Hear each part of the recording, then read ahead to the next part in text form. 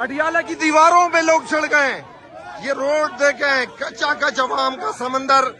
पिछली बार आपने हलीमा खान को, उनकी बहनों को, नौरीन आपा को, उज़मा आपा को जिस तरीके से तशद्दुद का निशाना बनाया, आज पाकिस्तान तहरीक इंसाफ के वर्कर अडियाला की दीवारों पे पहुंच गए।